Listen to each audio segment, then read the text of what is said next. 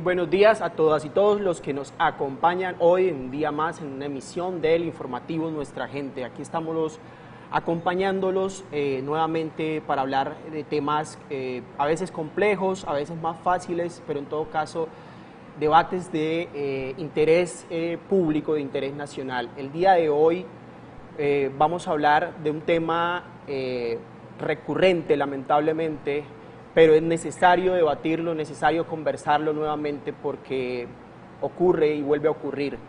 Y he decidido titular el tema de hoy, otra vez el miedo, preguntas sobre el feminicidio y las violencias de género. Como sabrá la ciudadanía, el pasado 7 de diciembre, el Día de las Velitas, nada más y nada menos, una joven de 15 años, Dayana Michelle González, en el barrio San Judas de Cali, fue asesinada brutalmente y de forma dolorosa. Es algo que vimos en noticias, en los medios. Nosotros no queremos recaer o recalcar en la victimización o en las heridas de las familias y de los cercanos, pero sí queremos hablar y conversar acerca de el feminicidio y las violencias de género y cómo analizar, hacernos preguntas que nos inviten a reflexionar como ciudadanos, como seres humanos, para tratar de repeler un poco esta violencia y esta forma, este comportamiento atroz que nos lleva a casos como el que se presentó y que no hacen sino rasgar y dejar una herida en la sociedad. Debo decir que desde el 1 de enero hasta el 8 de diciembre se han reportado en Cali 9, 10 feminicidios con el caso reciente de Dayana, según un informe de la Secretaría de Seguridad y Justicia, superando la cifra del año 2022. Sin embargo, quiero ir más allá de las cifras y no quedarnos ahí. Sabemos que de estas mujeres, 3 eran amas de casa, una comerciante, una aseadora, una estudiante, una enfermera, una administradora y bueno, una mujer sin ocupación entre los 15 y 60 años, aunque esto de decir sin ocupación, pues me parece que nos desubica un poco y no va a lo relevante. Los barrios en los que se han presentado estos actos están en Los Lagos, en la Comuna 13, en Villa del Prado, El Guavito en la Comuna 5, Urbanización Calimío en la Comuna 6, Planta de Tratamiento en la Comuna 21, Vipasa en la Comuna 2, Laureano Gómez en la Comuna 15, Ciudad Talanga en la Comuna 21, Bellavista en la Comuna 19 y Los Comuneros 1 en la Comuna 15. El más reciente, como decía, en el barrio San Judas. También, según Radio Nacional de Colombia, entre enero y septiembre de 2023, Colombia fue testigo de 410 feminicidios, con un promedio de 52 casos por mes, según el reporte dinámico de Feminicidios Colombia.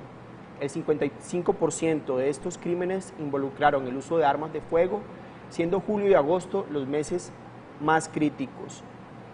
Como decía, estas cifras son reveladoras y dicientes de una realidad que como las olas va y viene, pero ahí se mantiene, permanece y con la que hay que luchar y combatir desde las causas estructurales mismas. Y por eso el día de hoy me acompañan varias invitadas e invitados para hablar sobre esto. Aquí conmigo en el estudio se encuentra Jenny Lara Socorro. Ella es comunicadora independiente y directora de la plataforma comunicacional Mujeres, Arte y Saberes, constructora de paz y promoción de los derechos humanos de las mujeres.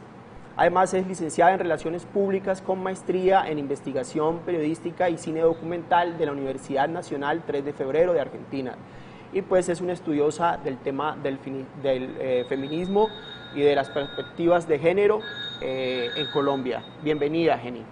Gracias, muchas gracias, David, por este espacio tan importante y tan pertinente a hacerlo en el día de hoy. Creo que debería, hasta que no haya un femicidio más en nuestro mundo, en nuestra vida, creo que este tipo de programas tenemos que hacerlo con mayor frecuencia para hacer todos estos actos de prevención por las no violencias de género contra las mujeres.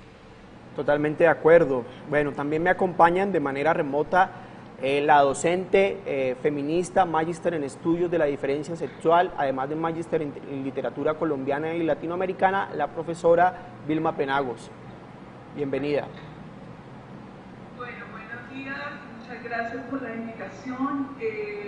Un saludo especial a los conferenciantes y bueno, muy bueno que se haga este análisis hoy de lo que pasó el 7 de diciembre para que la gente se eduque de otra manera. Gracias. También está con nosotros remotamente Belisario Fernando Balbuena Trujillo, psicólogo forense egresado de la Universidad Santo Tomás con especialidad en psicofisiología forense del Centro de Investigación y Seguridad Nacional, CISEN de México, investigación criminal también de la Universidad Manuela Beltrán y diplomado en psicología forense del Politécnico de Sudamérica, además de un conocedor de perfilación y análisis del comportamiento criminal de la Universidad de Barcelona y maestrante en neuropsicología de la Universidad de San Buenaventura. Bienvenido, psicólogo. Él nos acompaña desde Bogotá. Mientras recuperamos sonido con él, vamos a presentar también al doctor fiscal José Luis Ormaza Sarasti, fiscal de la Unidad de Vida de Cali, encargado del área de feminicidio y violencia de género, abogado con especialización en Derecho Penal, experiencia de 30 años en la rama judicial y hace 8 vinculado con la estrategia de esclarecimiento de feminicidios y capacitado en Dirección de Altos Estudios de la Fiscalía en Violencias de Género y Feminicidio. Él también, bueno, él ya se está conectando con nosotros. Ya, muy buenos días, ya me escuchan, sí. Buenos días. Ahí lo escuchamos, Belisario, bienvenido. Ahí lo escuchamos. Buenos días, mucho gusto, muy buenos días para todos y para todas. Muchísimas gracias al señor Rivadeneira por haberme invitado a exponer por lo menos algunos conceptos, algunos criterios acerca del tema del feminicidio, tema muy importante, muy de actualidad, y pues espero pues brindar una información adecuada a las preguntas e inquietudes que se van a presentar el día de hoy. Muchísimas gracias. Y al fiscal, ya lo tenemos en comunicación. Bueno, ya el fiscal en un momento ya estará con nosotros. Aquí está el fiscal, bienvenido. ¿Nos escucha? ¿Ya me escuchan?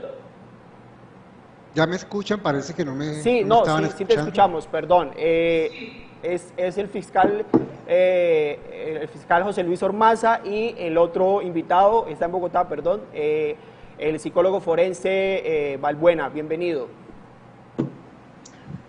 Gracias, muy buenos días. Buenos días. Muchas gracias por acompañarnos. Bueno, demos paso entonces al tema. Yo quisiera en primer lugar, a través del fiscal y del psicólogo, tratar de entender a la ciudadanía de forma sencilla cómo definir y distinguir las fronteras, la línea que divide un asesinato normal de un feminicidio. Quisiera empezar con el fiscal. Muy bien, muchas gracias. ¿Sí me escuchan bien? Sí, perfecto. Bueno, muy amable, muchísimas gracias. Claro, nosotros bien sabemos que a partir del año 2015, pues se creó la ley 1761 de ese año, donde efectivamente se creó el delito de feminicidio, delito autónomo e independiente, aparte, digámoslo así para que me entiendan mejor, del homicidio, para diferenciar un homicidio de un feminicidio. Y se establecieron unos parámetros de carácter legal para poder identificar un feminicidio, y es cuando entonces el artículo 104A nos comienza a hablar de que se asesine a una mujer o a quien se identifique como tal y se cometa contra esta persona actos de violencia de género. Y se establecieron unas circunstancias, unos elementos, unos parámetros para establecer cuándo se puede hablar de un feminicidio, y la ley nos habla, pues, en esos literales, esos probables elementos para poder identificar un feminicidio. Entonces, como nosotros tenemos varios tipos de feminicidio, tenemos el feminicidio más común, más ocurrente, el que nos genera más alarma social, porque es el que más se presenta, que es el feminicidio de carácter íntimo. En este feminicidio de carácter íntimo, pues es el que ocurre dentro del hogar y en razón por la pareja, o en razón a la convivencia de pareja mejor. Ese está regulado por el numeral primero y ese numeral primero nos habla precisamente de esa exigencia, que haya existido una convivencia, ya sea permanente o no, una relación familiar íntima con la víctima. En este caso no solamente es el compañero sentimental, sino que también involucra otros miembros de la familia que pueden generar o cometer feminicidio. Pero aquí lo que nos demarca exactamente la conducta de feminicidio, cuando se agrede a una mujer, en el caso de la tentativa de feminicidio, y en el feminicidio, cuando se asesina ya a una mujer, es que se ha presentado todo un ciclo de violencia, ya sea física, sexual, psicológica o patrimonial. Puede ser una de ellas o pueden ser todas o dos o tres, las que sea, para efectos de identificar. Entonces, cuando uno observa una pareja que ha padecido, ha sufrido previamente unos antecedentes por una violencia o un ciclo de violencia, donde se presentan estos casos, violencia física, que la golpeaba, que la maltrataba, que la apuñaleaba, que efectivamente cometía todo tipo de vejámenes en contra de esta persona, pues ahí uno ya identifica un feminicidio. Igual cuando hay palabras denigrantes, cuando hay maltrato, dominación, cuando hay control de las decisiones de la persona, en este caso de la mujer, pues también se puede hablar de violencia psicológica. De eso pues los psicólogos podrán hablar mucho mejor de ello. Y igualmente también la violencia patrimonial, que tiene que ver pues con el control de el dinero, de los bienes y de todo lo que tenga que ver con el peculio económico de pues la mujer. Eso también es algo que se ve y que a veces no, de lo que no se habla, ¿no? Y entonces nosotros tenemos que empezar por hacer unas labores previas para identificar alguno o algunos de, o todos o algunos de todos estos elementos que nos permite o nos establece o nos da la ley. De igual manera también, pues hay otro tipo de feminicidios que no están dentro de esa órbita íntima y que están regulados también por la ley. En este caso, pues la norma establece que pues cuando hay un ataque sexual previo al homicidio, y digo homicidio porque en principio pues es un homicidio, es la muerte de una persona, luego se cataloga como un feminicidio porque esa violencia previa nos está indicando, esa violencia sexual previa nos está evidenciando varias cosas. Uno, nos está mostrando la instrumentalización que se realiza por parte del hombre en contra de la mujer, o quien se identifica como tal. Y segundo, también nos está hablando de la cosificación, dos palabras que son muy importantes en el tema de feminicidio. ¿Por qué instrumentalización y por qué cosificación? Porque en este caso el hombre está demostrando, está evidenciando que tiene a la mujer como un objeto, como un elemento, como una cosa de la cual puede disponer. No solamente de todos estos aspectos que ya hemos hablado, sino igualmente llegar hasta disponer de su vida. Entonces muchas veces nosotros escuchamos que los feminicidas tienen dos expresiones que son muy comunes. Una es, si no es mía, no es de nadie. Sí. En ese caso, esa es una palabra o una frase que nosotros encontramos mucho en todas nuestras investigaciones. Y lo segundo, pues el tema de los celos, que también es determinante, porque en otra época se hablaba de delito pasional, se hablaba de los celos, y estos elementos eran quizás hasta excusables para la comisión de un delito de feminicidio. Hoy en día no. Hoy en día ya no es porque te quiero, te aporrio, discúlpeme el término coloquial, sino que hoy en día todas estas circunstancias pues son determinantes para establecer la presencia y existencia de un feminicidio, entre otros más. No me voy a alargar mucho porque pues voy a darle también la oportunidad a los demás compañeros panelistas que puedan también presentar sus argumentos. Muchísimas gracias. Gracias, fiscal. Quisiera darle paso también un momento a Belisario, el psicólogo forense que nos acompaña también sobre la misma pregunta, pero más derivada o inclinada hacia el comportamiento, la conducta criminal. Psicólogo. Hola Iván, mil gracias por la invitación nuevamente. Mire, yo creo que el doctor fiscal nos ha hecho una exposición muy concisa, muy comprensible de todo lo que implica el delito del feminicidio. Pero debemos recordar lo siguiente, ¿de dónde parte?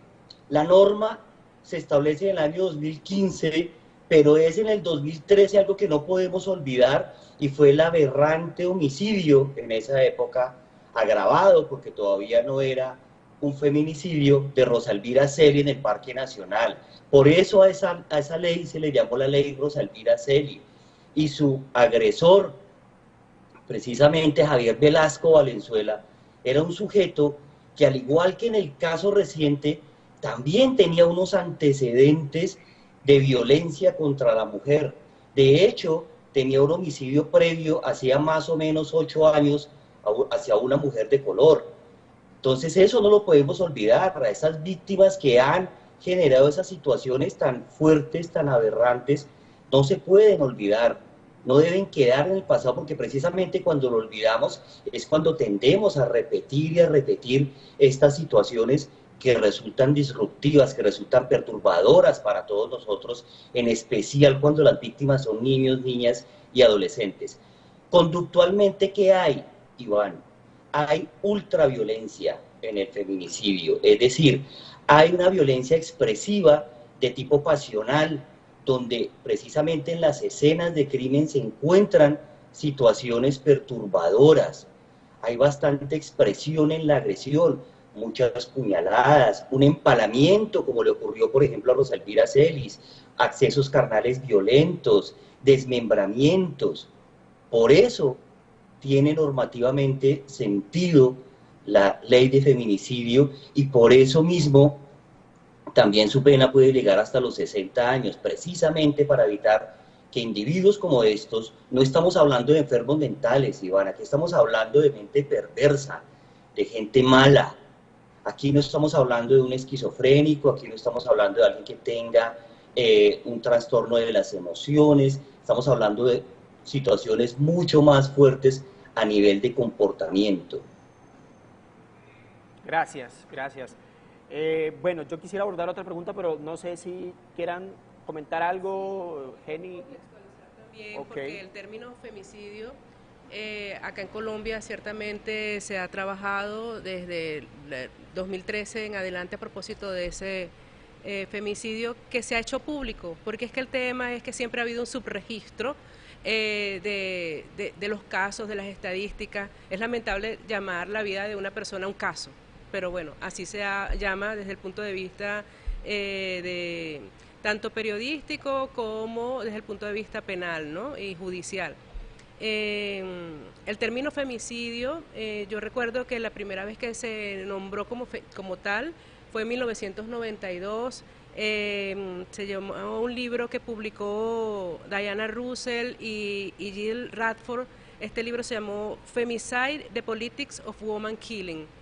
Y a propósito de este libro, muchas compañeras, mujeres de la academia, intelectuales, juristas, antropólogas, se han reunido, han hecho varias asambleas a nivel internacional desde esas olas, diversos tipos de olas que han habido del feminismo en la historia, y decidieron entonces a principios de los 90 hacer todo un trabajo de reflexión acerca de lo que es la palabra femicidio y por qué debería catalogarse de esa manera.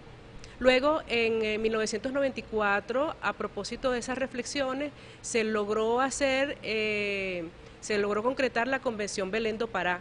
En esta Convención Belén do Pará se empezó a estudiar la situación de las mujeres y las causas estructurales de las mujeres por las cuales se estaba generando tantas violencias de género, entre ellas el femicidio. Esta Convención Belén do Pará fue dispuesta, ya decretada, publicada, y más de 180 países se han unido, la han asumido como uno de sus tratados internacionales para la prevención y eliminación de todas las formas de violencia contra las mujeres. Un poco ese dato histórico también, porque es que todo también tiene que ver con una lucha y una visibilización de las mismas mujeres, tal como decía el doctor, el fiscal, no sentirse como ciudadanas de segunda, no sentirse como una cosa mercantilizadas. Entonces, desde esas formas, diversas formas de violencia patrimonial, psicológica, simbólica, mediática, económica, que a veces la gran mayoría de todas las mujeres sufrimos como esas múltiples violencias. Desde esas reflexiones, entonces, este grupo de compañeras a quien hay que darle honor y memoria y respeto, muchas de las que estuvieron en la Convención Belén do Pará aún viven, y hay que darle ese gran agradecimiento por esa convención y las otras también que han habido a nivel internacional, nacional y local. Importante que toques esta convención porque precisamente apunta hacia eso, hacia las causas estructurales, y quisiera darle paso a la profesora Vilma Penagos también preguntándonos sobre eso, sobre las causas estructurales del feminicidio, cómo se han analizado, qué se dice de esa base sobre la que están sucediendo, ocurre el feminicidio en la sociedad.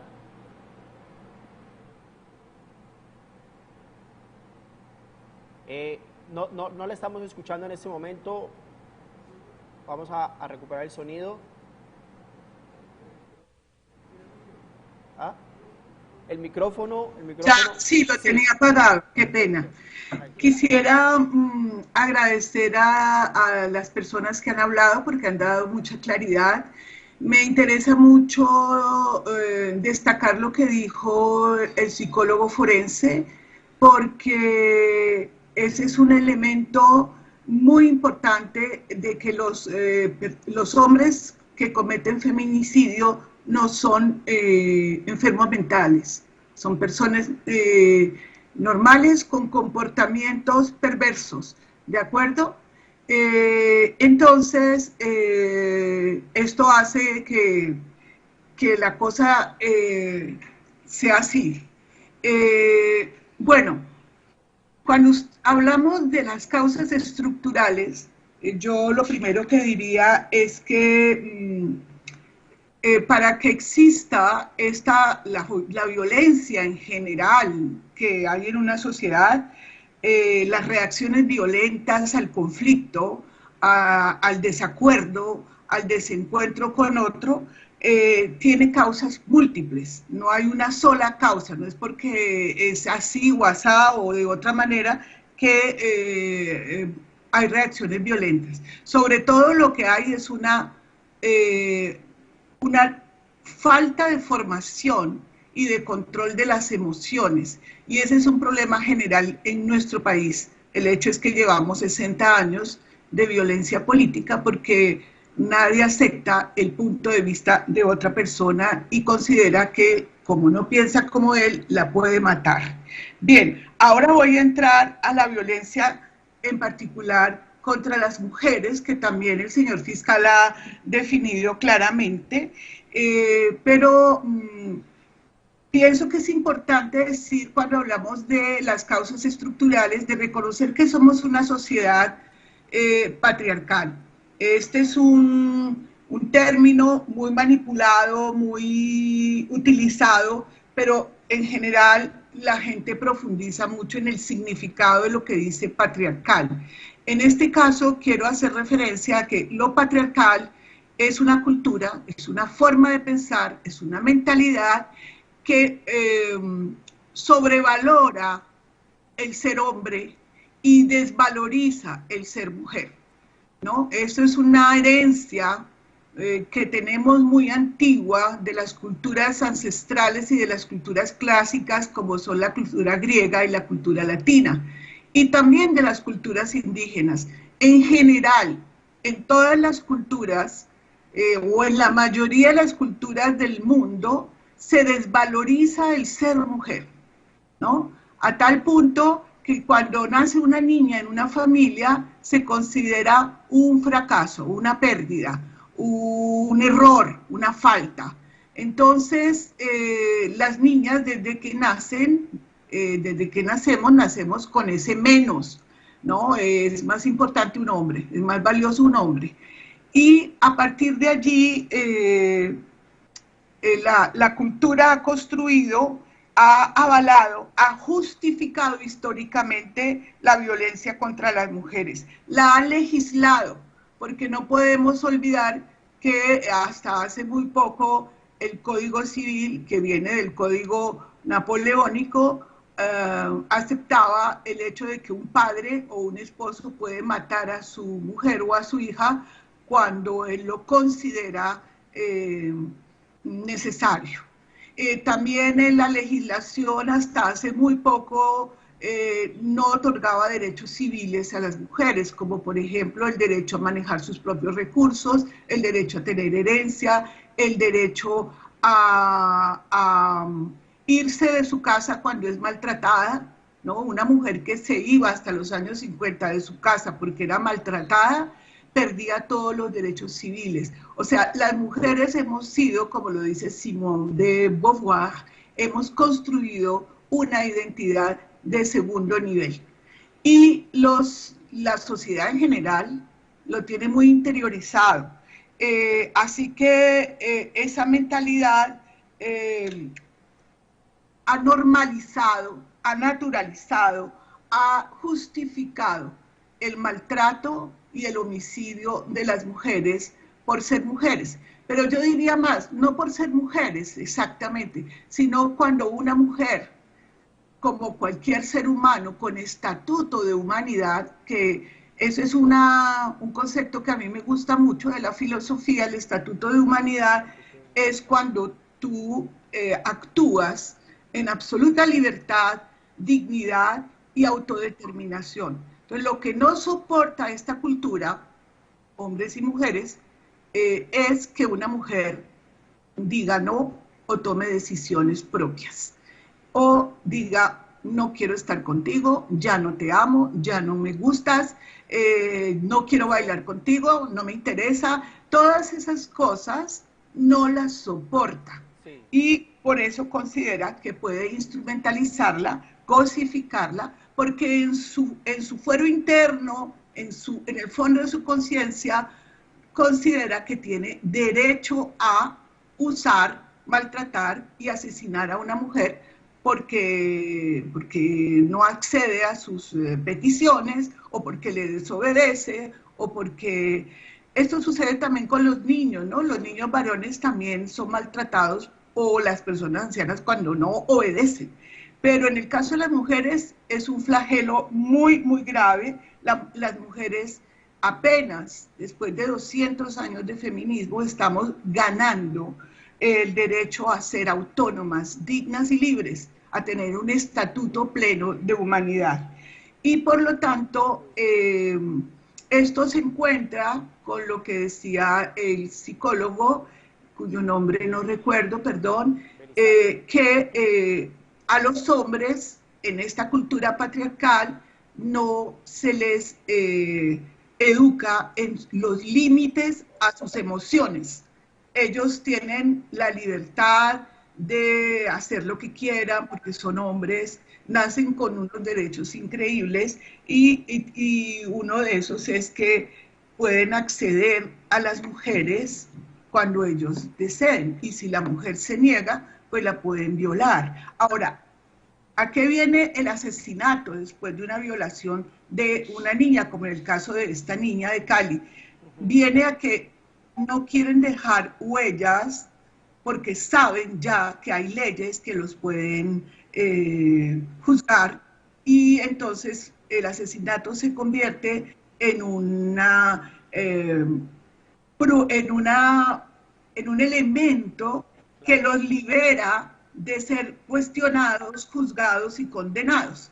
Entonces, ese es diríamos, lo que yo puedo aportar, y es que esto es una cultura ancestral, eso quiere decir muy antigua, son comportamientos que hemos aprendido a lo largo de la historia de la humanidad y que nos hacen que los hombres no tengan límites a sus emociones. Mire, ayer yo iba en el servicio público de Cali, en el mío, y un carro se le atravesó por delante al bus del mío. Yo tengo entendido que existe una ley o una regla de tránsito que dice que los buses del transporte público y los carros muy grandes y pesados tienen prioridades, que uno les debe dar ciertas concesiones porque manipular esos carros no es fácil. El bus iba muy lleno y un carro se le atravesó por delante y lo golpeó. No alcanzó a frenar el señor del conductor del bus y lo golpeó. El señor del carro se bajó y empezó a golpear el bus furioso. El carro no le había pasado nada, simplemente lo tocó, pero él se enfureció, insultó al conductor, le pegó al bus, le daba patadas a las llantas, o sea, estaba sobreactuado por una causa menor. Entonces, yo sí pienso que tenemos una sociedad que no educa a los seres humanos, sobre todo a los hombres, en el control de sus emociones, porque todo les es permitido por nacer hombres. Entonces allí tenemos un problema que tiene que ver con la educación, no solamente con la legislación, con la punición, sino con cómo los educamos desde la cuna. Y en eso hemos avanzado muy poco. Claro, o sea, a propósito de eso, sí, o sea, cómo nos ha dicho de alguna manera la sociedad que la respuesta debe ser la del más fuerte, que si otro responde de forma agresiva o por algún incidente, entonces la respuesta o la solución debe ser imponerse y ser como el orangután, pues por así decirlo, de tratar de imponerse con la fuerza y la voz y la supremacía física y yo soy y la agresividad, también eso. Y a propósito también de lo que venía diciendo, profesora, sin ser pues un conocedor, pero también siento que esta forma de a veces pensar que cuando hay un no por respuesta, nos dicen o nos han dicho también como hombres a la sociedad varonil, pues, como insistir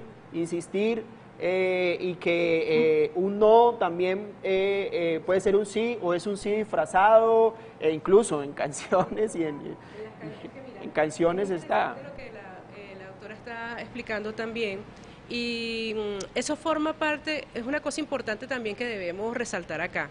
Porque cuando hacemos este tipo de programas, cuando hablamos acerca del tema de la perspectiva de género, y hablamos acerca del patriarcado y el machismo, inmediatamente hay como una resistencia, dice, no, es que todos los hombres somos violentos, ¿no? Y no se trata de eso.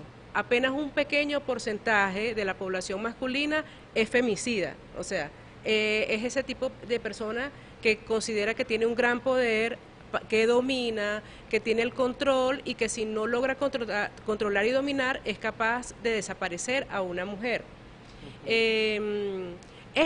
Todas estas formas que hemos estado hablando en el programa responden a unos estereotipos, unos modelos de vida que nosotras y nosotros como sociedad hemos asumido, que nos han enseñado. Es lo que tiene que ver con eso que llama sistema patriarcal o sistema androcéntrico, donde toda la cultura masculina está reinando como ese espacio de poder donde va a decidir cómo son las leyes. Las leyes nuestras, muy bien lo sabe el fiscal y todos los compañeros que manejan el tema jurídico y legal, se basan en el Código Romano. Y el Código Romano ahí no consideraba a la mujer como ciudadana. Entonces, cuando nosotros vamos empezando a entender eso, cómo incluso la escuela fue hecha para el hombre, cómo las mujeres tuvimos que vestirnos de hombre para poder estudiar, y como pasó, por ejemplo, con Minerva Mirabal, quien fue asesinada por el dictador Trujillo, a pedradas con sus hermanas, fue porque ellas quisieron ser ciudadanas de primera, ciudadanas como todas y todos, estudiar, ejercer la ciudadanía democrática, donde ella podía estar en contra de una dictadura como la de este señor. Entonces son estos modelos estereotipos donde, justo lo que tú estabas diciendo ahorita, es que el hombre está hecho para ser fuerte.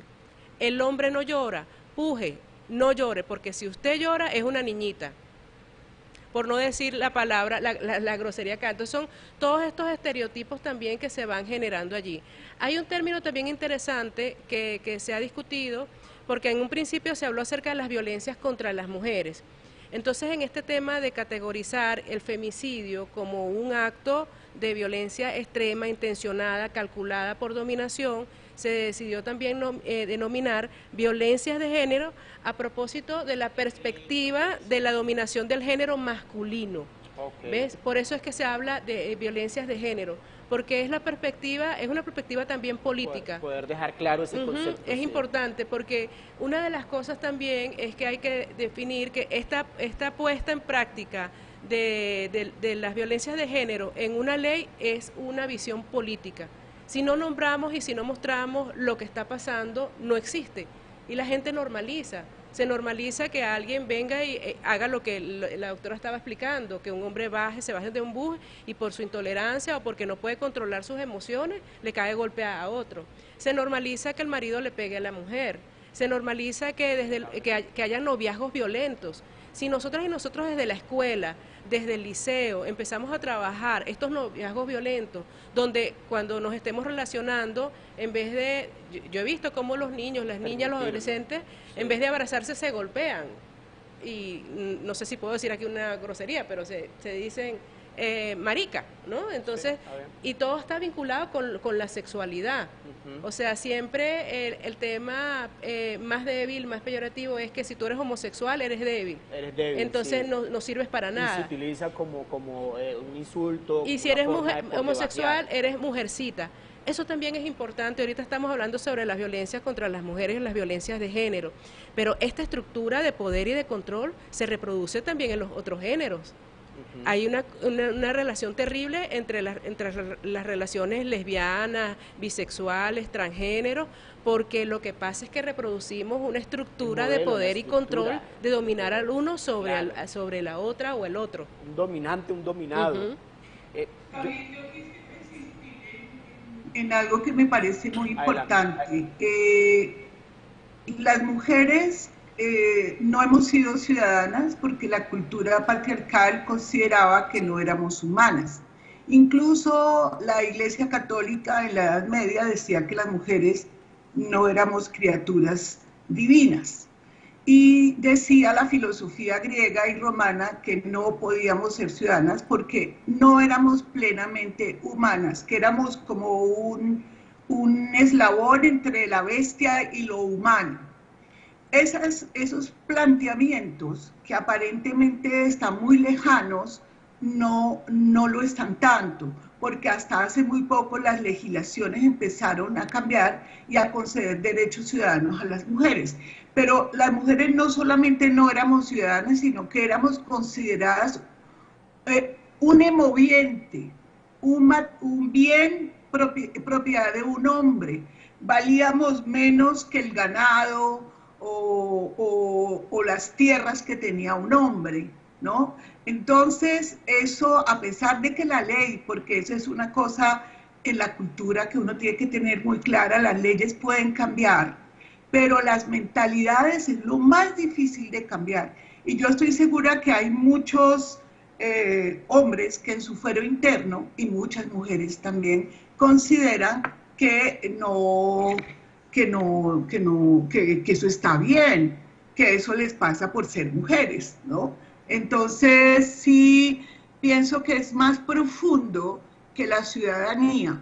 Y también, volviendo al caso de la niña asesinada en Cali, sí, yo quería decir, en relación con el violador, que, mire usted, ese hombre fue contratado por el dueño de ese taller mecánico sin ningún requisito previo.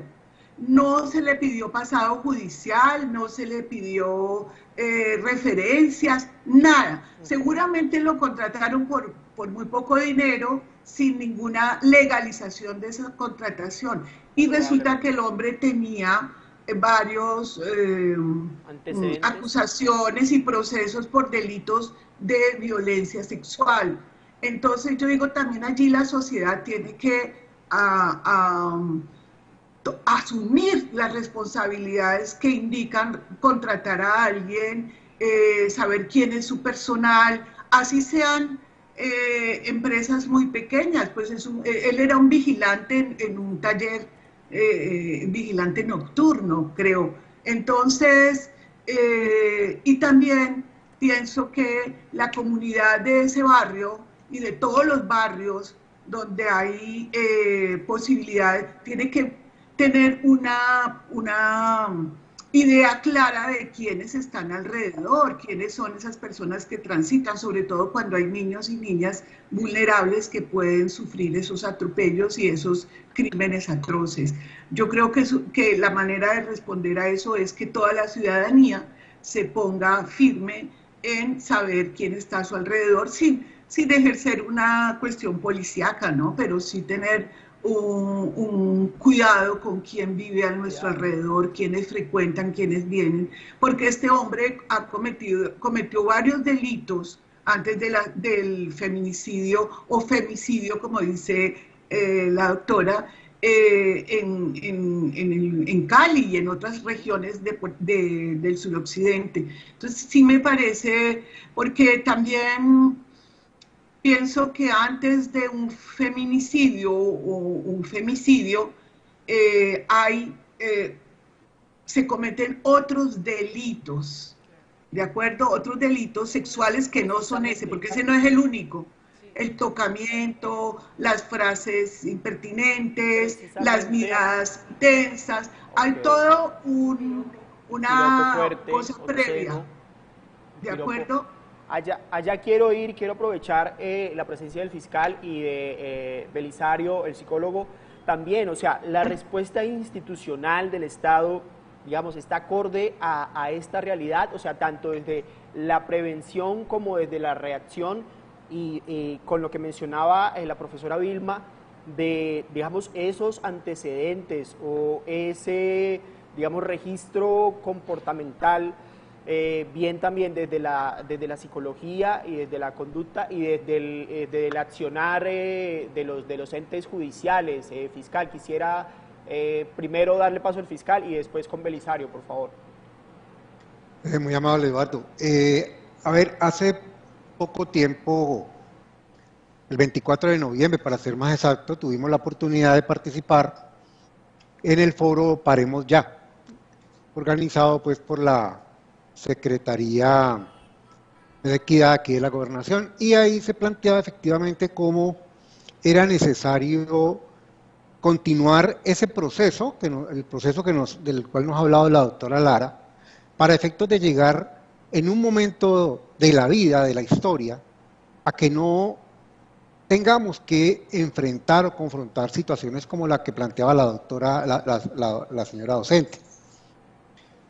Y decía alguien, pues con mucho conocimiento, que nos hacían falta como 300 años para poder llegar a una conclusión definitiva y decir, bueno, ya estamos excluidos ya de toda violencia o hemos eliminado esa violencia en contra de la mujer.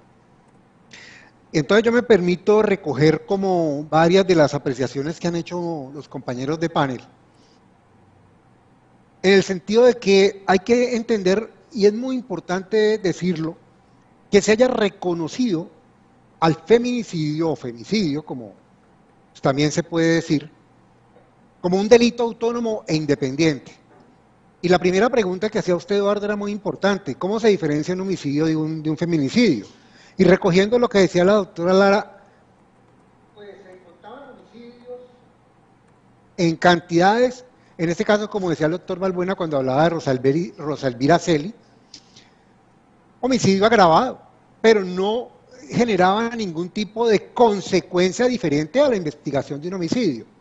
Hoy en día, cuando ya tenemos un delito de feminicidio plenamente identificado, con unas circunstancias, con unos elementos, con una definición especial y particular, pues eso, de acuerdo con la misma ley, puede generar no solamente la necesidad de generar políticas públicas, políticas tendientes a la erradicación, a la eliminación, al juzgamiento de este tipo de delitos, hacerlos más visibles, porque ahí hay unas situaciones a las cuales no voy a repetir, porque ya los demás intervinientes ya han dado toda la pauta, pero se puede generar además lo que evidenciaba ahora la doctora Penagos, no estoy mal, sí, era el tema de la educación. Entonces todo eso involucra políticas públicas, todo eso involucra la misma política criminal, todo eso involucra lo que tiene que ver con la educación, y ese era un punto muy importante del cual hablábamos el 24 de noviembre en el foro anterior. Entonces, eso es lo radical y lo importante que puede tenerse en cuenta, además de todo lo que ya han dicho, la creación del delito de feminicidio, que ya como un delito principal, independiente, autónomo, ya no lo involucramos con el homicidio y por eso lo diferenciamos absoluta y completamente del homicidio. En el homicidio, por ejemplo, el homicidio no se requiere establecer el móvil, simplemente que una persona A asesinó a una persona B, que lo hizo de acuerdo a la ley, que lo hizo de acuerdo a como lo tipifica la ley, y que en este caso vulneró el bien jurídico tutelado por la ley, que es la vida, y que en este caso lo hizo con la intención de matar, teniendo conocimiento y voluntad. Y pare de contar. Cuando nosotros vamos a analizar y a verificar un feminicidio, cuando hablamos del dolo, o sea, de la intención, tenemos que verificar por qué razón la mató, cuál fue el precedente o cuál fue el argumento, cuál fue el elemento que se tuvo en cuenta para asesinar a esa mujer. Cuando ya tenemos todo eso, y eso no lo podrá ahorita explicar el doctor Balbuena, cuando todo eso se presenta, ya podemos presentar todo un esquema ya psicológico, social y, repito, de política pública, de política criminal, para efectos de ir mucho más allá.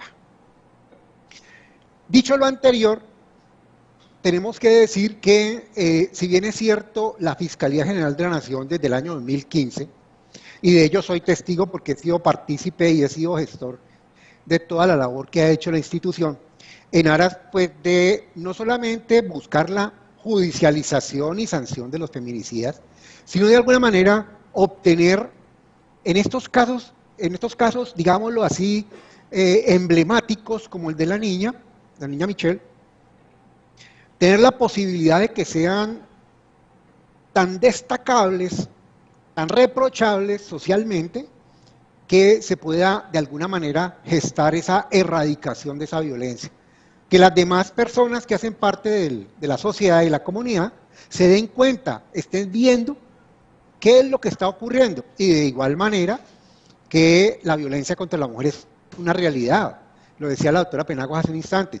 Es que lo hemos naturalizado y efectivamente porque estamos dentro de una sociedad patriarcal donde nosotros como hombres tenemos la comodidad y la superioridad, digámoslo así, de que tenemos el poder.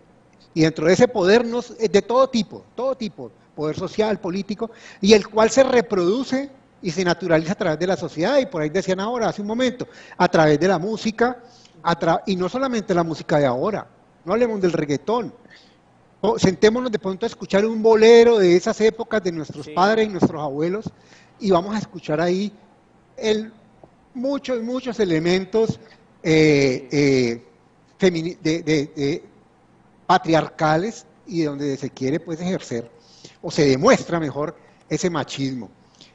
Yo cuando voy a las capacitaciones, porque yo soy capacitador de la Escuela de la División de Altos Estudios de la Fiscalía, me gusta ponerles canciones al auditorio, entonces les digo, ¿ustedes qué opinan? No, que muy lindo, que muy bonito, ese bolero, mi abuelo se lo dedicaba a mi abuela, y cuando uno empieza a hablar de eso, y empieza a explicar la letra y el contenido, todo el mundo se queda sorprendido de lo que está escuchando.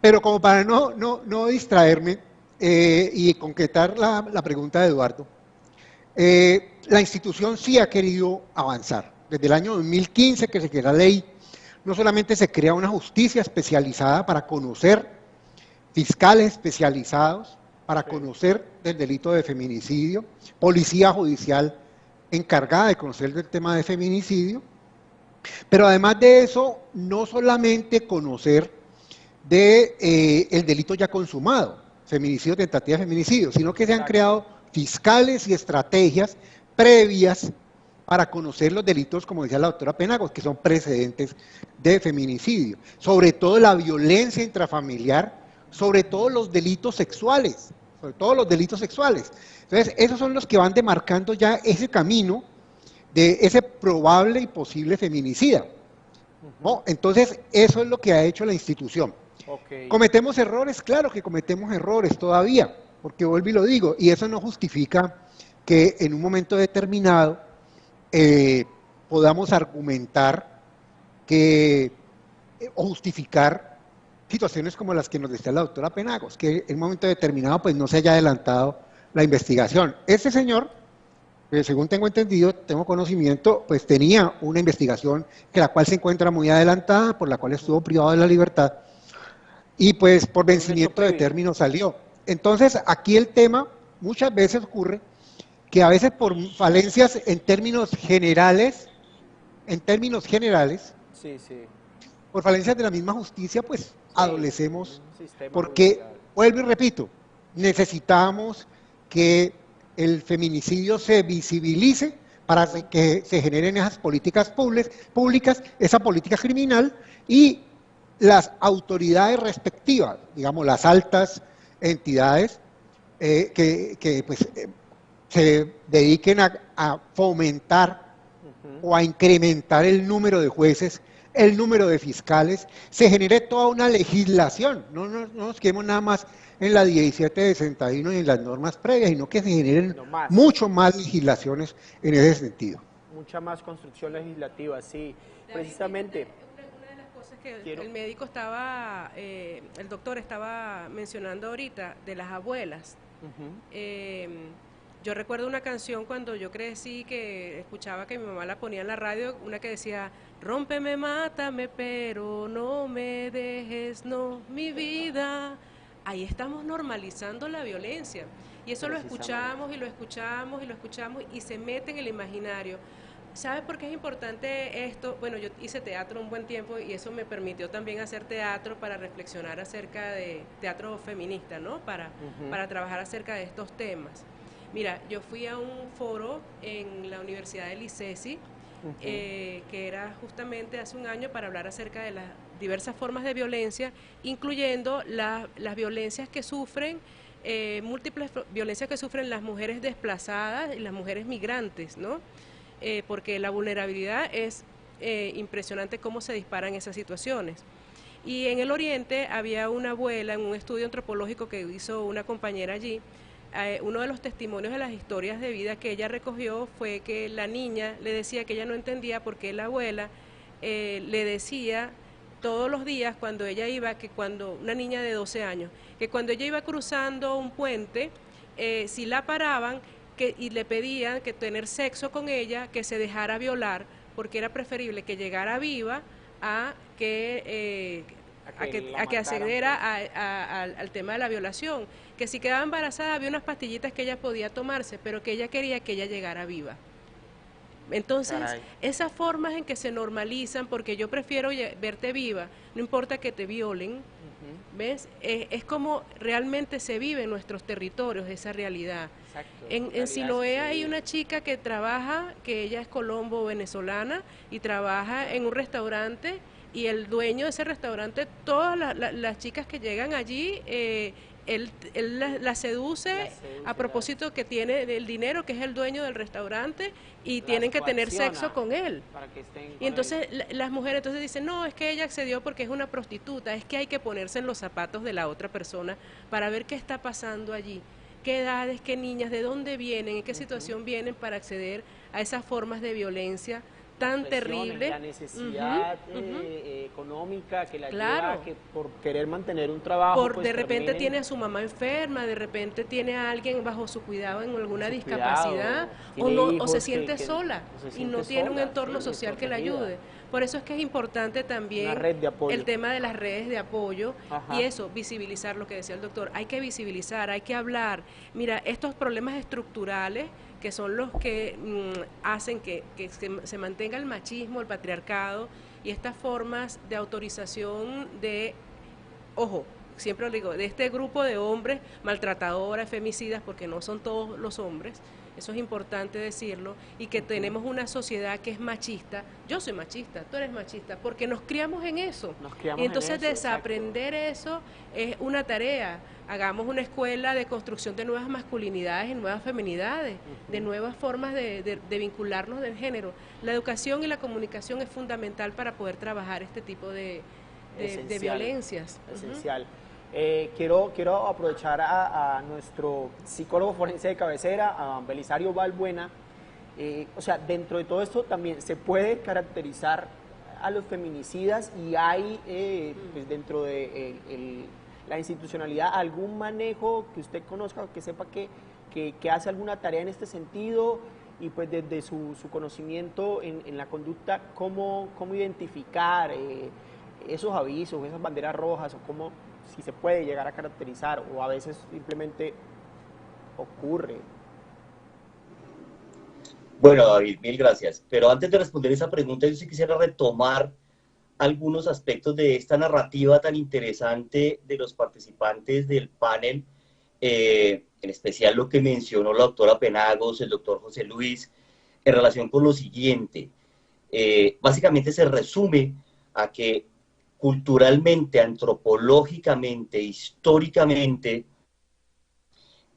la violencia ha sido masculina y la victimología femenina.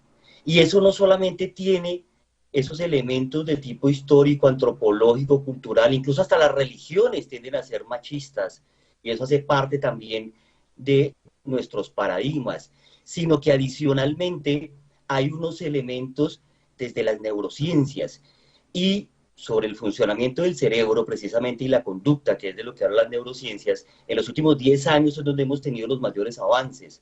Entonces, podemos entender, por ejemplo, que biológicamente los hombres tenemos ya una tendencia hacia la agresividad, es decir, genéticamente, hablando desde lo biológico, lo que define el género mujer como sexo es el cromosoma XX, el de los hombres XY, y cuando hay una disfunción en ese cromosoma Y y hay otro adicional Y, XYY, hablamos de algo que se denomina el superhombre, y es la tendencia precisamente a la agresividad y la violencia.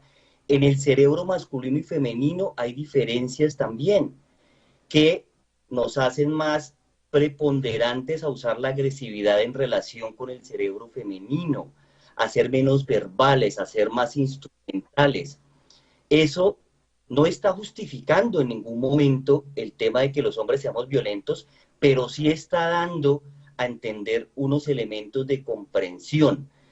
¿Qué hace diferente? Y en esto voy a lo que hablaba hace un poco el doctor José Luis, en que precisamente lo que nos diferencia de los animales en el cerebro animal y el cerebro humano es que tenemos una corteza cerebral, un neocortes y unos lóbulos frontales que nos permiten tomar decisiones, autodeterminarnos. Por eso la norma en eso es clara, en esa autodeterminación, en tener control inhibitorio. ¿Qué significa eso? Que podamos controlar el impulso, que un hombre, como muy bien lo señalaba la doctora Penagos hace un momento, pueda precisamente asimilar una negativa de su pareja o expareja y decida no actuar con violencia, no destruirla.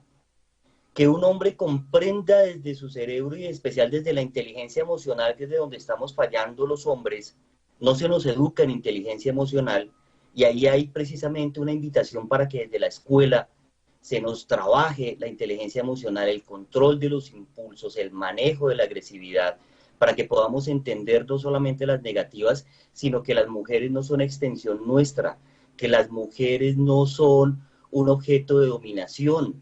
Hay que trabajar en esos niveles para generar cambios sustanciales. Mientras eso no ocurra, no va a pasar. Y para responder su pregunta, aquí hay varios elementos, David, y es que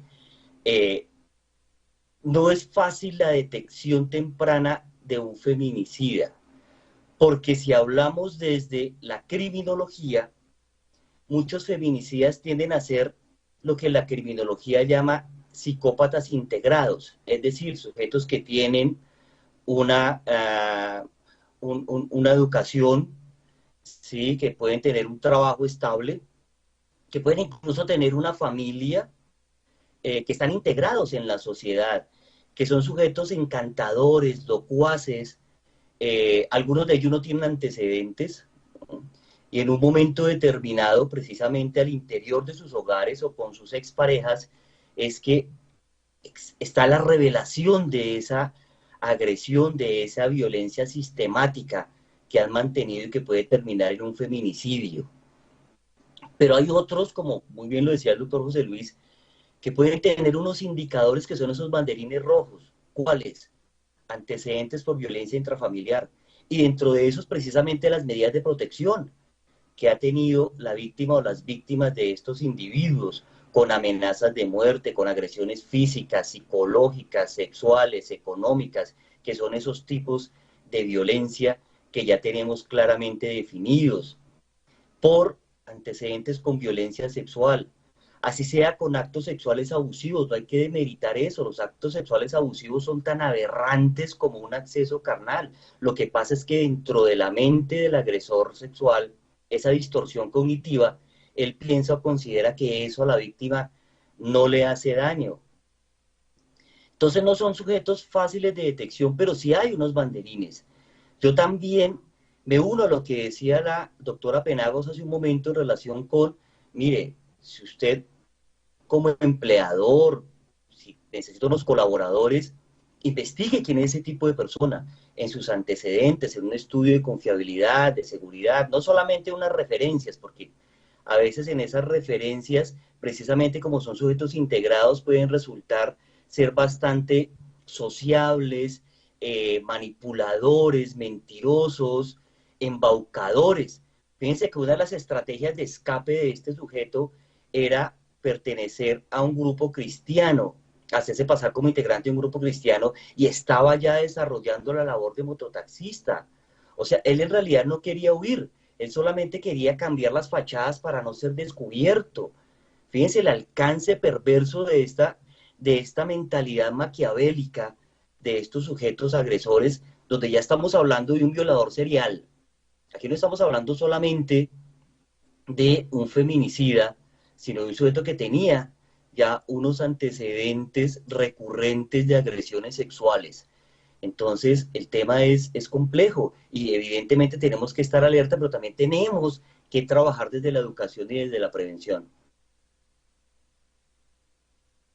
A propósito, digamos, de esas herramientas de prevención o de alerta, hablábamos acá internamente, me compartía Jenny, una herramienta metodológica, una herramienta para, digamos, como que tener en cuenta y poner esas llamadas banderas rojas, esas red flags que decimos en la actualidad, sobre ciertos niveles que hay que ir teniendo en cuenta y cómo van escalando, y pues hay ahí como un termómetro, ¿no? Sí.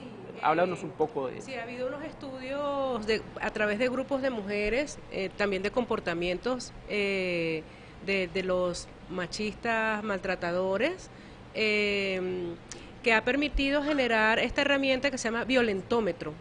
Estas la están utilizando mucho las secretarías de Seguridad y Justicia, acá en Cali me refiero, la Casa Matria, tienen toda una ruta de atención para las mujeres víctimas de violencias basadas en género, y a nivel internacional, a propósito de toda esta cantidad de convenios y tratados internacionales para tratar de erradicar la violencia de género. Entonces, no sé si se logra ver acá un poquitico en la cámara, los colores, por lo menos ven los colores acá. Esto se llama violentómetro. A ver, ahí nuestro amigo camarógrafo. Sí. Los ven perfecto, ¿verdad? Entonces, desde el amarillo hasta acá, hasta el negro, es la escala de las actitudes, las formas, comportamientos, frases que está vinculada con la violencia psicológica, verbal, patrimonial, que va teniendo la mujer en relación a la pareja sentimental que tiene. Es decir, empezamos con frases hirientes: no seas tonta, no seas boba, no, tú no eres capaz, no vayas a trabajar, yo soy el que provee, toda esta cantidad de frases que les puede decir. Chantajea, puede ser chantajear, tú no me quieres, o tú tienes la culpa, un poco lo que decía el doctor también, todas estas simbologías también religiosas que te dicen que si tú no obedeces vas a pagar una culpa. Eso es importante también, una forma de dominación, descalificar. Y luego vamos más un poco hacia las rojas, que es... va escalando, es ridiculizar, ofender, llegas a un sitio, te ofenden, te humillan, te amenazan, no llegas tarde, te quito el celular, te lo rompo. Destruir artículos personales. Destruir artículos personales, manosear, golpear jugando, un poco lo que yo decía, los noviazgos violentos, cachetear, es que tú no me entiendes cuando te empiezan a golpear. Todos estos son síntomas de micromachismo que se le dicen allí, pero son síntomas en que uno puede detectar que esta persona está generando un comportamiento violento. Ojo con eso, porque se puede parar a tiempo, se puede incluso hablar con la persona, porque estas son conductas aprendidas. Nosotros aprendimos a ser violentos, porque estamos en ese entorno. Qué chévere que lo tienes allá. Fíjense, ya hacia lo rojo ya es patear, golpear, aislar, amenazas con objetos o armas, amenazas de muerte, forzar una relación sexual, que son las violaciones, abuso sexual, violar, mutilar, asesinar, femicidio. Esa es la máxima. Todas estas formas de violencia se van normalizando en nuestra sociedad. Mira, yo estuve haciendo un trabajo de voluntariado en Argentina, en Buenos Aires, cuando estuve estudiando la maestría en periodismo, investigación periodística y cine documental, y yo me fui, por supuesto, por el área de género y feminismo, ¿no? Y estuve ahí en un observatorio, el Observatorio de Femicidios de la Argentina. Imagínense la cantidad de mujeres asesinadas por sus parejas o por sus exparejas o alguien que estaba en un vínculo sentimental, que hubo que hacer un observatorio de femicidios.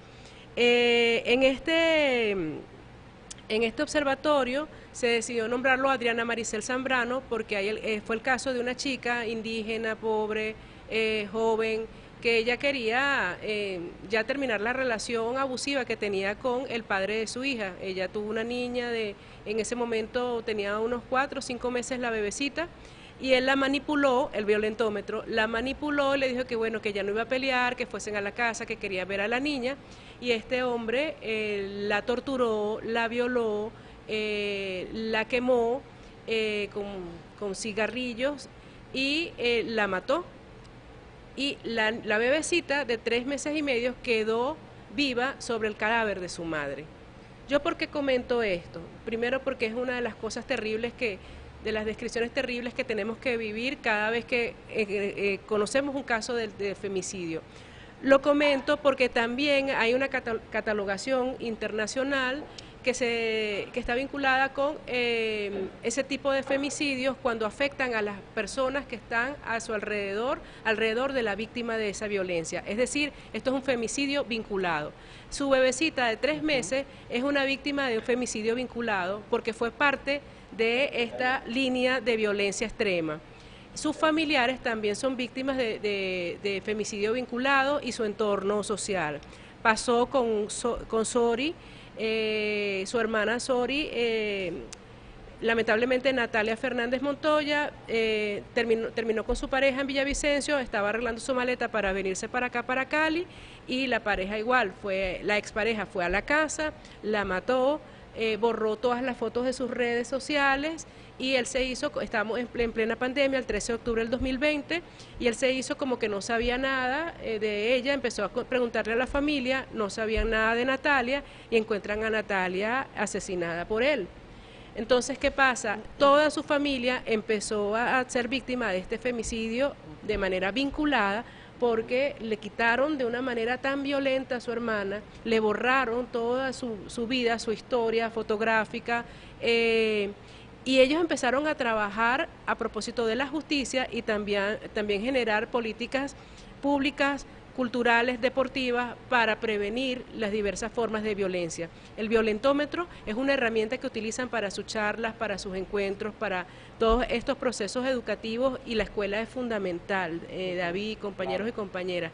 Esto hay que hablarlo en la casa, esto tenemos que definirlo. En este momento que nosotros estamos hablando, una mujer está siendo violentada verbalmente, 2 mujeres están siendo violentadas física y sexualmente, y es posible que más de 5 mujeres estén siendo víctimas de una violencia extrema y posible una víctima de un femicidio. Esto no es un juego.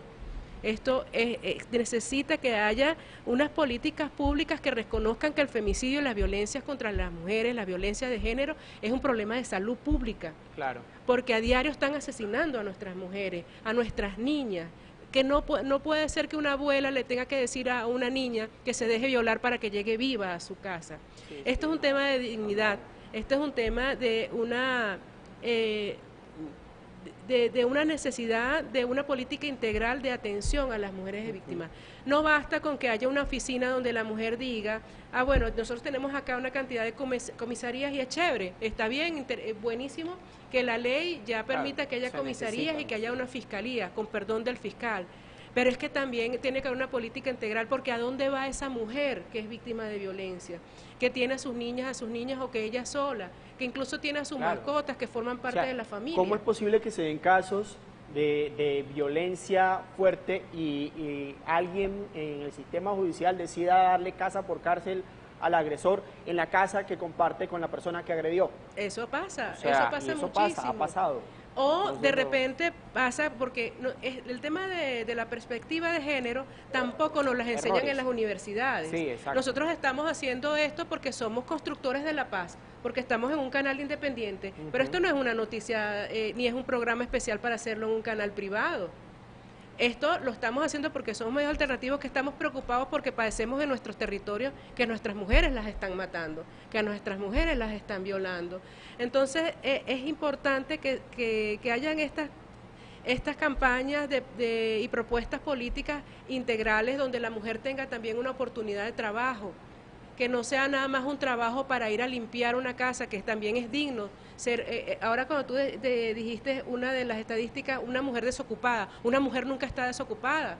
Es que el ama de casa no es considerada como una trabajadora de su casa, ¿ves? Entonces hay que dignificar a la mujer. Tenemos una digna rabia, las mujeres feministas y las mujeres comunicadoras que trabajamos por la no violencia contra las mujeres.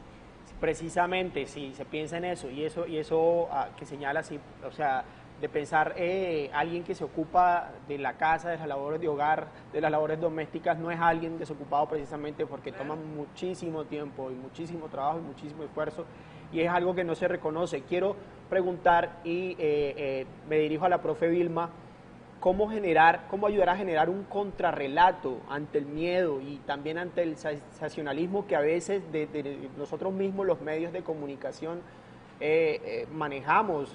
Hay matrices mediáticas que se inclinan mucho a ese amarillismo y ese sensacionalismo, y ante el miedo de las mujeres en una sociedad patriarcal, evidentemente, y machista, ¿cómo ayudar a generar un contrarrelato? Bueno, yo pensaría que es muy importante trabajar en salud preventiva, ¿no? Pero no solo en salud preventiva fisiológica, sino mental. Creo que habría que hacer un trabajo a nivel del Ministerio de Educación, del Ministerio de Salud, de aprobar políticas públicas y educativas en el manejo de la salud mental, que es algo muy tabú en nuestra sociedad, ¿no? Aquí cuando uno dice voy a la psicóloga o al psicólogo, todo el mundo piensa que estás loca o que tienes problemas gravísimos y no eres igual que los demás. La realidad es que todo el mundo tiene de alguna manera problemas de salud mental, y sobre todo los tiene porque no ha sido considerada en la educación, ni familiar, ni en la escuela, ni en ninguna parte, el manejo de la salud mental, de ser mental en su manera de pensar,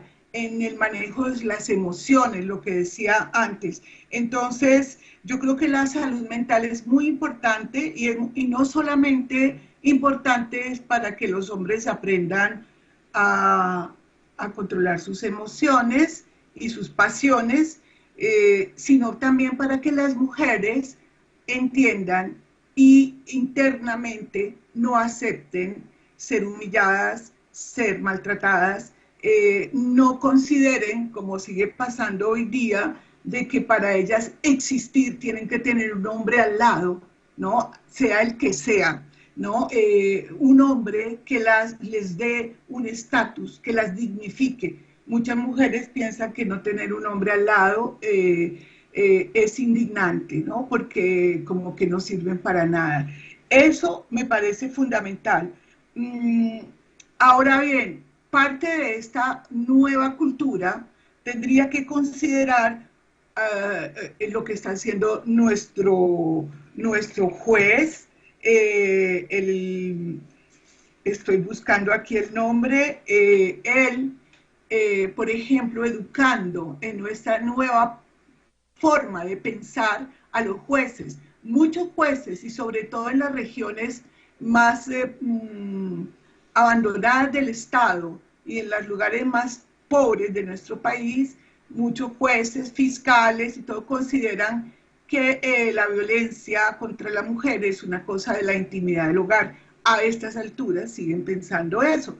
Entonces, eso no puede ser. Y que a un maltratador le pueden dar casa por cárcel y que la mujer no se puede ir de la casa porque, porque pues, las condiciones materiales también son muy difíciles, ¿no? Debería haber más refugios para las mujeres, para los niños. Entonces, sí, como que eso es de suma gravedad y habría que asumirlo así por los jueces, abogados, etcétera, que tienen a cargo esta cuestión de la punición de las penas por estos delitos. Ellos no consideran grave. Las mujeres también tienen que aprender lo que estaba diciendo, a hacerse respetar, también tienen que aprender a percibir por dónde puede venir el maltrato y a poner límites a eso. Muchas mujeres, como lo decía Jenny, reciben al ex marido, al ex novio, que por qué no, yo te invito a tomar una cerveza o quiero ir a ver a los niños. ¿Cuántas mujeres, después de 2, 3 años de haberse separado de estos hombres, lo reciben en su casa y ellos las matan? Es que pasa mucho. O sea, pueden esperar hasta 10 años para ir a vengarse de una mujer que se separó de ellos o que les dijo que ya no los amaba. Entonces, allá hay mucho trabajo preventivo a nivel de salud y justicia para las mujeres que tienen que tenerse en cuenta. ¿De acuerdo? De acuerdo. Quiero darle paso a Belisario Balbuena, el psicólogo, pues también con esa misma pregunta, pero él quería intervenir sobre lo que estábamos hablando recientemente también con Jenny. Sí, David, gracias. Para complementar precisamente esas características del violentómetro que decía la doctora Jenny, pues no es suficiente verlas por separado, porque es que a diferencia de los animales que sí pueden reconocer neurológicamente a su presa, es decir, un cervatillo puede reconocer el peligro que le representa la presencia de un zorro, de un león, de un tigrillo. Los seres humanos no. No tenemos ese instinto, nosotros perdemos los instintos. A nosotros nos toca a través de la razón y el aprendizaje poder detectar y prevenir. Por eso muchas mujeres precisamente son fácilmente engañables a través de el endulzamiento, de la adulación, de los regalos. Y en un comienzo el doctor José Luis lo hablaba con el ciclo de violencia. El ciclo de violencia precisamente está dado porque después de que ocurre la tensión, la acumulación de tensión, es decir, cuando el agresor empieza a planear impulsivamente su agresión, la realiza, bien sea de forma psicológica, física, verbal, económica, en todas las formas, que después viene una etapa de luna de miel. Entonces él se arrepiente, le pide perdón a la víctima, le dice que eso no va a volver a ocurrir, hace juramentos, le da regalos, y la víctima naturalmente cree, cae. Por eso tenemos que entender la dinámica de la agresión, la dinámica de la violencia de género, para que las mujeres víctimas reales o potenciales puedan prevenirla o salirse de ahí, porque el agresor es lo suficientemente manipulador para mantenerlas en ese círculo vicioso. Y aquí hay unos elementos caracterológicos que era lo que usted inicialmente me preguntaba, David, de detección, y uno de esos es la celopatía, es decir, cuidado con hombres que tengan celos obsesivos o patológicos. Cuidado con hombres que la desliguen a usted de su red social, en especial de su familia, porque lo que hace el agresor es precisamente ponerla en incapacidad psicológica y emocional de resistir. Y esa incapacidad psicológica y emocional se da a través del recorte de su red de apoyo familiar y social. Y de esa manera empieza a mediar su autoestima. No le permite trabajar y ahí vamos a la violencia económica o al caldo de cultivo para poder ejercer esa violencia económica. Esos son elementos, tips, red flags, como decía usted, o banderines rojos, que hay que tener en cuenta, pero de manera sistémica, adicionales a los que nos está mencionando, lo que nos mencionaron con relación al violentómetro. No sé si el fiscal ya se tiene que ir, o no sé si ya tuvo que desconectarse, si quiere despedirse. Bueno, fiscal, entiendo que tiene ocupaciones, entonces le doy paso para que... Sí. Quiero hacer un comentario también, porque me parece... Tengo que retirar ya, les agradezco mucho la invitación, un excelente programa y espero que sigamos conversando. Mucho gusto. Hasta luego. Muy amable, acompañado. Nos volvemos a ver en otra ocasión. Gracias. Fiscal.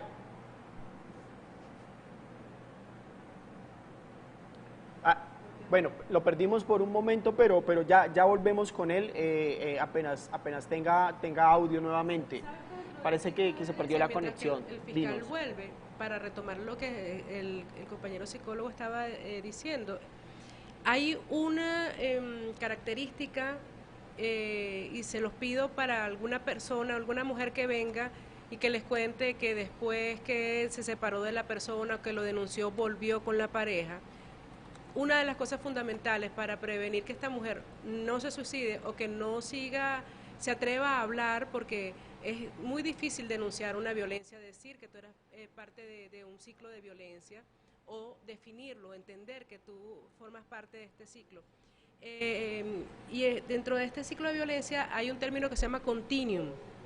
El continuum tiene que ver con la cantidad de veces que se repite ese ciclo de violencia. Y incluso la gente dice, ay no, incluso a mí me gusta de vez en cuando una que otra peleita, porque después viene la luna de miel, que decía el doctor, ¿no? Ahí tú vas normalizando la violencia, ojo con eso, porque a medida que este ciclo de violencia, discusión, te pido perdón, me arrodillo, un regalo, un viaje, puede durar un día, una semana, 15 días, un año, y volver a repetirlo, la próxima violencia es más fuerte. El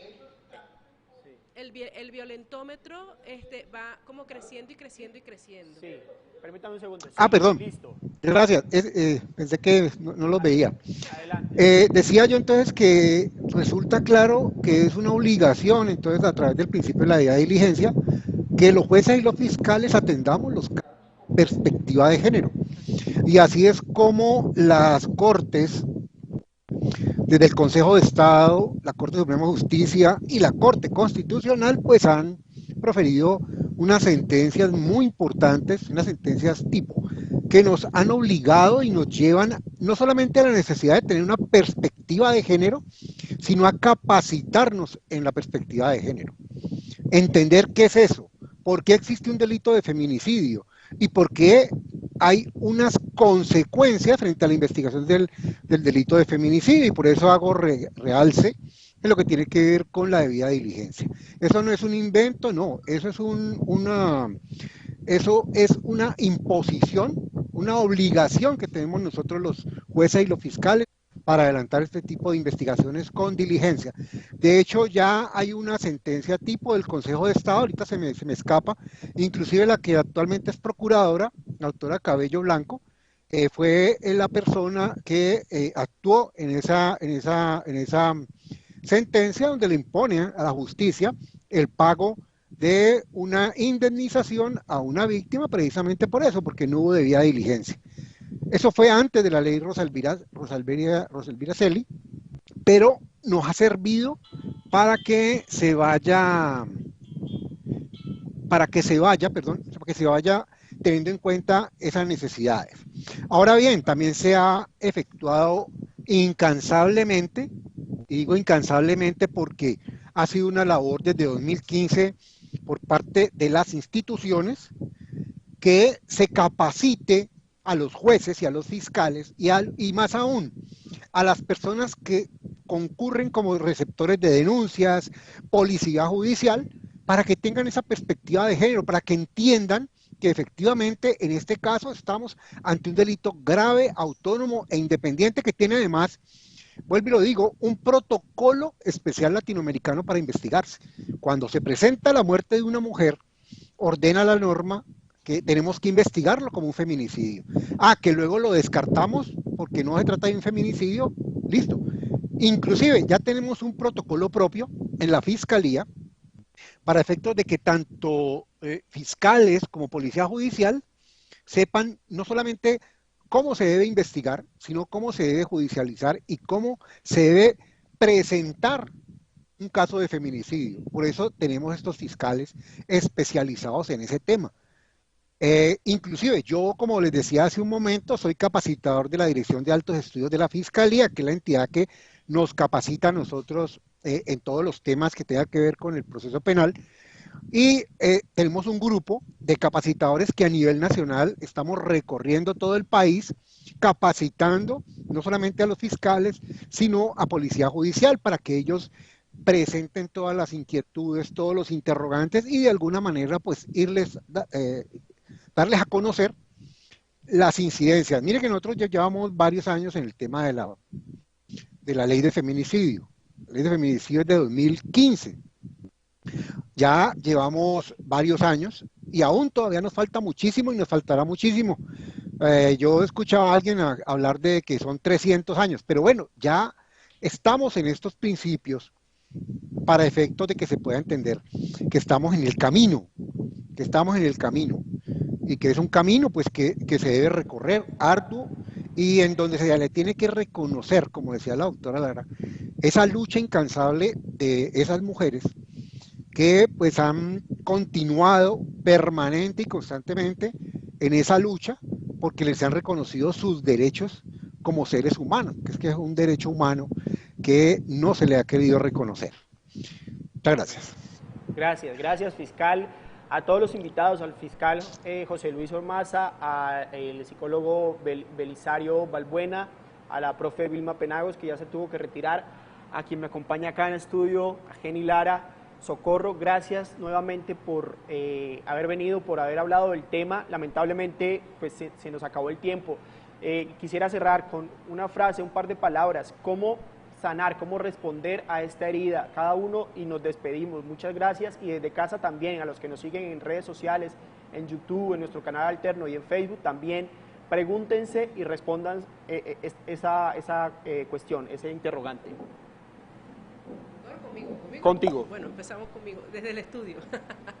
Es difícil sanar una herida tan profunda como un femicidio, que te quiten la vida de un ser querido, y sobre todo de nuestras niñas que apenas están empezando, es muy duro.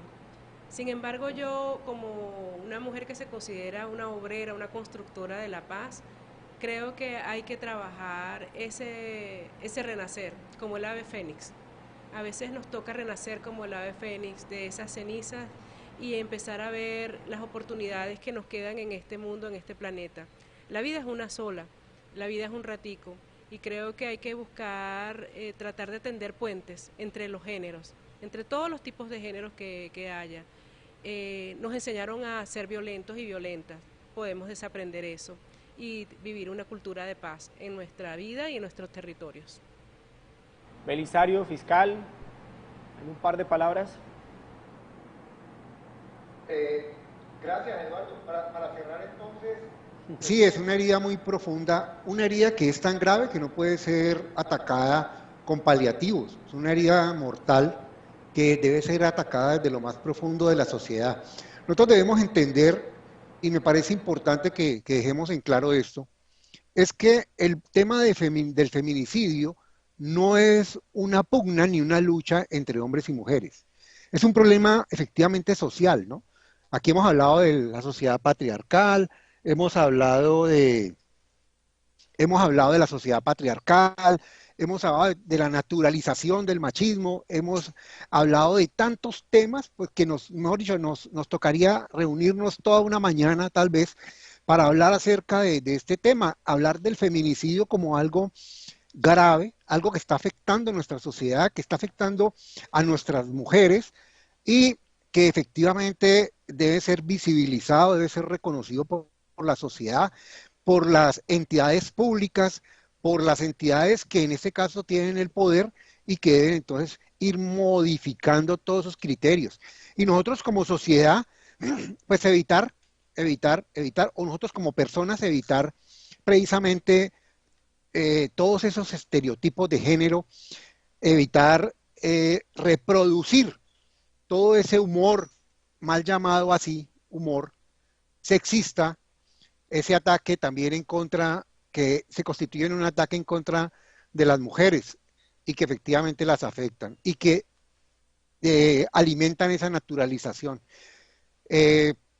Sería como lo más importante, ¿no? Gracias. Y muchas gracias, Eduardo, y muchas gracias por la invitación. Quedo a su disposición. Me parece muy interesante que se hagan estos programas, que lleguen a la comunidad y que ellos se vayan enterando, porque es que esto es lo que necesitamos, Eduardo, y quiero dejar sentado algo para que la doctora Lara también lo tenga en cuenta y el doctor Balbuena, y es que muchas veces las redes sociales, si bien es cierto, nos favorecen en unos aspectos, en lo que tiene que ver con la difusión de cosas muy positivas, también a veces hacen difusión de aspectos muy negativos. Entonces, que a veces generan una idea equivocada de las cosas. De todas maneras, muchísimas gracias tanto a usted, Eduardo, por la invitación y como a los compañeros panelistas por todas esas intervenciones que definitivamente nos enriquece cada día más para nuestra labor y nuestro trabajo. Muchas gracias. En efecto, un tema complejo, se nos acabó el tiempo lamentablemente. Belisario, nuevamente muchísimas gracias por haber estado con nosotros. No te oímos. El micrófono, no te escuchamos. Excúsame que tenía apagado el micrófono. David, no, decía que el agradecimiento es para usted, para todos los televidentes que han estado pendientes de esta construcción narrativa tan interesante como decía hace un momento el doctor José Luis, que lo hacemos desde la ciencia, desde lo cultural, que lo hacemos desde la experiencia que precisamente hemos tenido en estos temas y no desde la impulsividad, porque de la impulsividad se pide con casos tan fuertes como el que acabó de ocurrir con la niña Michelle, se pide cadena perpetua, se pide pena de muerte, pero de eso no se trata, eso no va a solucionar nada, el tema es mucho más profundo y tenemos que trabajarlo precisamente de manera interdisciplinaria, desde lo psicológico, desde lo neurológico, desde lo médico, desde lo penal, desde lo constitucional, para que efectivamente haya cambios considerables. Mil gracias por la invitación. Todos los cambios. A ustedes muchas gracias y sigan en sintonía del Canal 2, el canal de nuestra gente, y síganos en nuestras redes sociales.